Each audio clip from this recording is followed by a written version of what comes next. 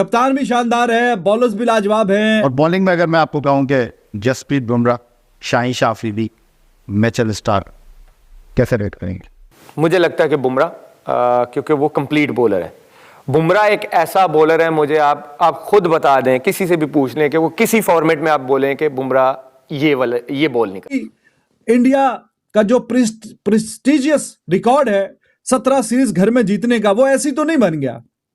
अगर के कोई भी टीम आके चैलेंज करना शुरू कर दे तो 17 सीरीज कोई टीम अपने घर में नहीं जीतती। रविचंद्रन अश्विन और रविंद्र जडेजा ने मिलकर भारत की डूबती हुई कश्ती को बचाया। बांग्लादेश की पूरी मेहनत के ऊपर भाई साहब पानी फिराया। 150 से पहले 146 पे इंडिया के बड़े बड़े सुरमा आउट हो गए। 146 पे 6 विकेट गिरने के बाद 7वें और 8वें विकेट पर जड्डू और अश्विन की भाई साहब पार्टनरशिप ने बांग्लादेश को कंगड़ा करके रख दिया। ये जो बाजी है ये वो समझ रहे होंगे कि लिपट जाएगी 250 250 मैक्सिमम पे। 144 पे 6 बिग गन्स सबको आउट कर लिया था, मगर एक ऑलराउंड अभी बॉलिंग स्ट्रेंथ चाहिए बांग्लादेश को, जहां पे वो भारत जैसी बड़ी टीम को सरप्राइज दे सके। बुमराह को जो चीज़ स्टैंड आउट करती है बाकी बॉलर्स के मुकाबले में, वो यही है कि वो असेस करते हैं कंडीशन को असेस करके फिर सिचुएशन को वो असेस करते हैं कि सिचुएशन इस टाइम क्या डिमांड करी है। आपके पास जैसा हमारे पास ऑलराउंडर कहां से मिलेगा? एश्विन जैसा ऑलराउंडर मुझे आप पूरी सीना कंट्री में दिखा दो। नहीं है ना, तभी तो आईसीसी रैंकिंग के पागल है जिन लोगों ने, जिसने एश्विन को जडेजा को टॉप 2 रैंकिंग में रखा हुआ है। इंडिया कमबैक करना जानता है और इंडिया ने क्या कमाल किस्म का ठोस कमबैक किया, क्या कहेंगे भाई? बैक टू बैक 2 सेंचुरीज मारी है एश्विन ने, कमाल है। 144 पर 6 खिलाड़ी आउट थे। 144 पे इंडिया के 6 खिलाड़ी आउट थे। जडेजा और अश्विन ने मिलकर 195 रन की पार्टनरशिप बनाई है। 195 रन की पार्टनरशिप, जिसकी वजह से इंडिया जहां पर लग रहा था कि बिल्कुल कहीं नजर नहीं आ रहा, वहां से इस तरह का तारीखी कमबैक। जय हिंद दोस्तों, जसप्रीत बुमराह ने बांग्लादेश को कांग्लादेश बना दिया है। दोस्तों जसप्रीत बुमराह की तुलना अब कर पाकिस्तानी लोग शाहीन शाह अफरीदी से करने लगे, लेकिन पाकिस्तानी मीडिया इस पर भी ज़बरदस्त तरीके से पाकिस्तानियों को ट्रोल कर रहा है कि जसप्रीत बुमराह के आगे शाहीन शाह अफरीदी अभी बच्चे हैं। जिस प्रकार से आज बांग्लादेश की टीम ने यहाँ पर बांग्लादेश की बैटिंग लाइनअप को जसप्रीत बुमराह ने कोलैप्स करवाया है। पूरे 4 विकेट चटकाएँ और पूरे बांग्लादेश की रीढ़ की हड्डी ही तोड़ दी है। और वहीं पर जब पाकिस्तान में जाकर बांग्लादेश की टीम टेस्ट मुकाबले खेल रही थी तो उस समय शाहीन शाह अफरीदी कुछ नहीं कर पाए, लेकिन जैसे ही जसप्रीत बुमराह के होम ग्राउंड पर ये बंगालियों आए, जैसे ही बंगालियों को जसप्रीत बुमराह ने, कप्तान भी शानदार है, बॉलर्स भी लाजवाब हैं और खाली फील्डिंग कैच वो देखे ना, लिटन दास ने जो शॉट खेला स्वीप मारने के चक्कर में बैट के ऊपर लगा जडेजा का, वो जुरेल आया थोड़ी सी देर के लिए तो कैच अच्छा शानदार कैच उसने भी पकड़ा। तो हर एतबार से आप देख लीजिए, हर एतबार से बॉलिंग की, फील्डिंग की, कैचिंग की, स्लिप में भी कोई कैच निकल के नहीं गया। एज उज लगे लेकिन वो कैचेस नहीं थे, वो बीच में जो इधर उधर 1-2 चौके निकल गए तो कैच भी नहीं छूटे, कोई कैच भी नहीं छोड़ रहा। फील्डिंग भी लाजवाब है, बॉलिंग भी वर्ल्ड क्लास है और बैटिंग तो कल आपने फिर देख ही ली। बैट्समैन थोड़ा स्ट्रगल किए, लेकिन टीम जो है वो 11 बंदों की होती है, 4 की, 5 की, 6 की नहीं होती। 4, 5, 6 आउट करने के बाद अगली जो कहानी है वो भी आपके सामने है।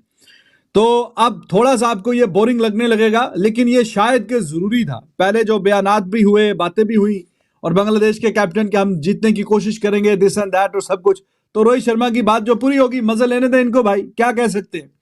हर कोई मजे लेने आता है, हर किसी को इंडिया को हराना है। इंग्लैंड आ रहे थे वो भी यही बातें कर रहे थे, ये रोहित शर्मा की जुबान की बातें हैं कि जब इंग्लैंड आया था वो भी यही बातें कर रहे थे। हर किसी को इंडिया को ही हराना है, इंडिया में आके हर किसी को, क्योंकि यही है अल्टीमेट टेस्ट। और जो मैंने अभी पिछली वीडियो में शायद बोला कि टॉप की जो टीम्स हैं दुनिया की, टॉप की पहले, दूसरे, तीसरे नंबर की, उनकी ख्वाहिश होती है कि वो जाके बांग्लादेश, इंडिया को इंडिया में हराएं। इंडिया को इंडिया में हराने के लिए इंग्लैंड बहुत अच्छा कर रहा है, देखेंगे बेसबॉल कैसा वो खेलेंगे इंडिया में आके। ऑस्ट्रेलिया अच्छा कर रहा है, लेकिन देखेंगे जब वो इंडिया आएगा खेलने के लिए कैसा है, या बाकी कोई भी टीमें। तो बांग्लादेश तो अभी ताजा जवान हुई है, या अभी तो जवानी पे कदम रखा है, अभी ओवरसीज जाके कोई एक आधा कोई सीरीज कोई जीतनी शुरू की है।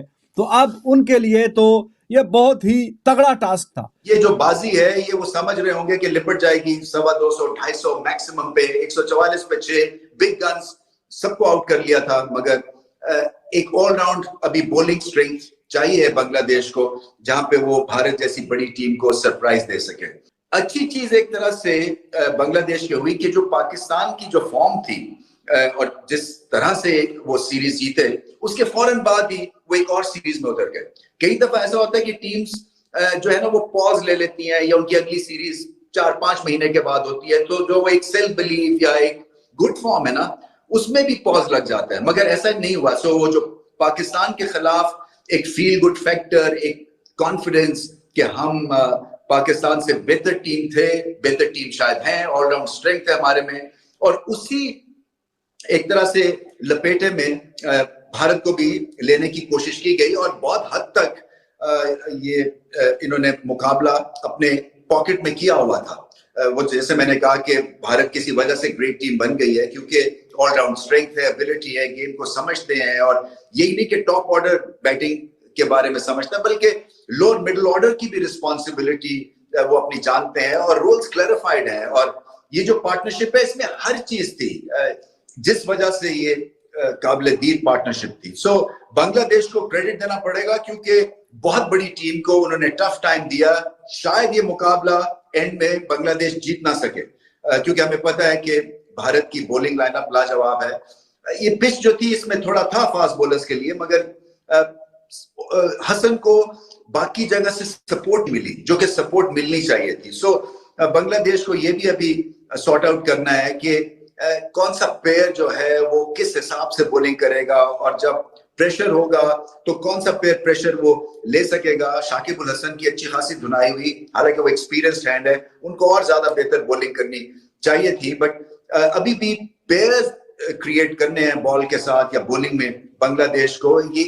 ये वन मैन आर्मी नहीं हो सकते कि एक बंदा जो है वो 7-7, 8-8 विकेट लेता है, जो पाकिस्तान को सीरीज हराई थी बांग्लादेश ने वो। और अब देखना ये है कि बांग्लादेश कितनी विकेट्स कितनी जल्दी ले सकता है, क्योंकि महसूस ये हो रहा है कि बांग्लादेश वाकई में इस बार जो है वो खेलने के लिए आए हैं। कोई ऐसी इसके अंदर कोई दो राय नहीं है कि शायद वो कहीं ना कहीं अंडर प्रेशर हो जाएंगे, शायद अगर इंडिया होगा तो वो डर जाएंगे, पाकिस्तान होगा तो वो घबरा जाएंगे। ऐसी कोई चीज़ नहीं है। पाकिस्तान को हराकर उन्होंने साबित किया कि वो न डर होकर खेल रहे हैं, पिच को बखूबी रीड कर रहे हैं और फैसले लेने में बहुत आगे हैं। यही अगर हम देखते हैं इंडिया के खिलाफ जिस स्ट्रेटजी के साथ वो जा रहे हैं, जिस तेज़ी के साथ वो विकेट्स ले रहे हैं, इस बात से भी अंदाज़ा हो रहा है कि कहीं ना कहीं बांग्लादेश जो है वो एक मुश्किल ओपोनेंट बनता जा रहा है। रोहित शर्मा के साथ प्रेस कॉन्फ्रेंस में सवाल किया गया कि आपके लिए अभी न्यूजीलैंड और बांग्लादेश के बाद एक मुश्किल टेस्ट जो है वो ऑस्ट्रेलिया का होगा, तो रोहित शर्मा ने उन्हें टोककर बोला कि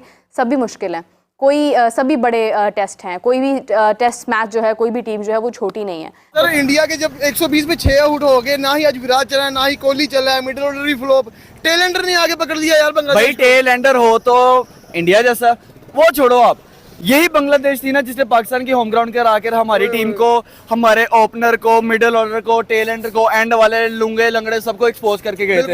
ऐसे ही था। हाँ। 106 पे 6 आउट 7 आउट कर गए थे ना बांग्लादेश वाले इंडिया के।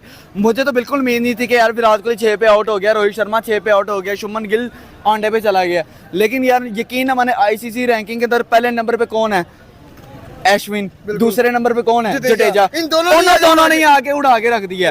आप ये देखे कि 102 करके गया अश्विन, 86 करके गया आपका जडेजा। अभी पूरा 4 दिन और पड़े हुए हैं, 4 दिन। नो डाउट बहुत अच्छी परफॉर्मेंस दी है, बहुत अच्छी परफॉर्मेंस की है। बाकी मजा आया कि यार बाकी ऑलराउंडर परफॉर्म कर रहे हैं। मैं तो दुआ करता हूँ कि हमारा भी चाचा इफ्तिखार इस तरह का बन जाए। वो अलग बात है, ये लोग टेस्ट खेलते नहीं, शादाब भी नहीं टेस्ट खेलता। यार हमारे पास भी तो है ना ऑलराउंडर, हमारे क्यों नहीं परफॉर्म करते? वही लिटन दास वहाँ पे जाकर खेल रहा है, वही शाकिब उल हसन भी वहाँ पे जाकर परफॉर्म कर रहा है। शाकिब उल हसन ने पाकिस्तान के खिलाफ 6 विकेटें ली हैं। बिल्कुल। इंडिया ने देखो धोया है। ये फर्क होता है अच्छी टीम का। सर आपको क्या फर्क नजर आया कि इंडिया के टेल एंडर में और पाकिस्तान के टेल एंडर में? यार पाकिस्तान का टेल एंडर है ही नहीं। आप किस चीज की बात कर रहे हो? पाकिस्तान के पास क्या है? आप पाकिस्तान के पास टेल एंडर है? शाहीन शाह अफरीदी को टेल एंडर कह रहे हो, या आप नवाज को टेल एंडर कह रहे हो, या खुरम शहजाद को टेल, नसीम शाह को टेल जैसा हमारे पास ऑलराउंडर कहां से मिलेगा? टेल एंडर एश्विन जैसा ऑलराउंडर मुझे आप पूरी सीना कंट्री में दिखा दो। नहीं है ना, तभी तो आईसीसी रैंकिंग के पागल है जिन लोगों ने, जिसने अश्विन को, जडेजा को टॉप 2 रैंकिंग्स में रखा हुआ है। अब ये देखिए कि पाकिस्तान की रैंकिंग नहीं है, ये एशिया की रैंकिंग नहीं, ये पूरी दुनिया की रैंकिंग है, आईसीसी की रैंकिंग है। पहले नंबर पे आपका अश्विन है, दूसरे पे जडेजा, दोनों ही नहीं पकड़े गए। ये एक टाइम पर ये लग रहा था कि ये टेस्ट मैच आज बांग्लादेश की तरफ जो है जा रहा है। जैसे पहले भी मैं कह चुका हूं कि बांग्लादेश जो है बहुत सारा कॉन्फिडेंस जो है पाकिस्तान से लेकर जाएगा और पहला दिन बड़ा मुश्किल होगा। उनके सर के ऊपर वही चीजें चढ़ी होंगी जिस तरह उन्होंने पाकिस्तान को आउट किया था, जिस तरह के उनके बॉलर्स ने बॉलिंग की थी, और वही देखने को मिला। हसन महमूद जो कि बड़ी कमाल किस्म का बॉलर है, उसने आते साथ आज विकेट्स लिए, 4 विकेट्स जो है उसने ले लिए।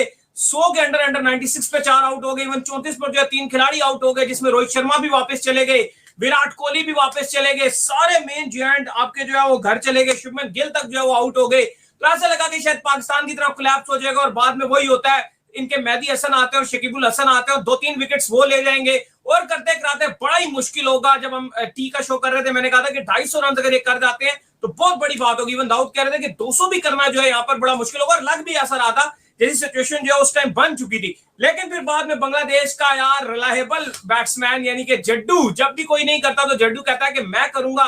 फिर जड्डू ने की वहां कमाल किस्म की बारी और खूब साथ निभाया। Ravichandra Ashwin, remember the name Ravichandra Ashwin, क्या कमाल किस्म की जो है अश्विन ने वहां पर जो है बल्लेबाजी की। आज एक और सेंचुरी जो है रविचंद्र अश्विन के बल्ले से आ गई।